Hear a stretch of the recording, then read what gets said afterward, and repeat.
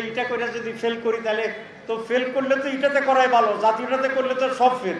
সরকারের 4-5 উপদেষ্টা একটি বিশেষ দলের পক্ষে সকল নিয়োগকে নিয়ন্ত্রণ করে নতুন করে যদিও নির্দলীয় সরকার প্রশাসনকে একটি দলীয় সরকারে পরিণত করার চেষ্টা করছে।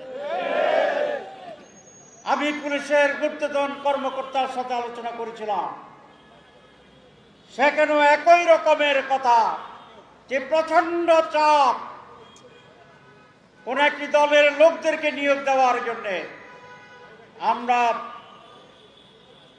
বলতে চাই, কোন একটি দলের লোককে বিভিন্ন গুরুত্বপূর্ণ সিভিল এবং পুলিশ প্রশাসনে বসিয়ে যেই নীল নকশার নির্বাচন করার ষড়যন্ত্র চলছে, এতে নির্বাচন সুষ্ঠু হওয়ার কোনো লক্ষণ দেখি না। নির্বাচনের আগে জাতীয় নির্বাচনের তফসিল ঘোষণার আগে হতে হবে।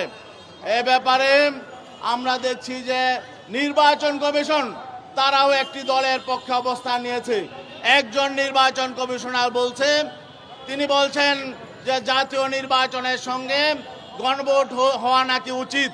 জাতীয় নির্বাচনের সঙ্গে গণভোট হওয়ার জন্য না নির্বাচন কমিশন যে পক্ষপাতমূলক বক্তব্য করছে আমরা নিন্দা জানাই।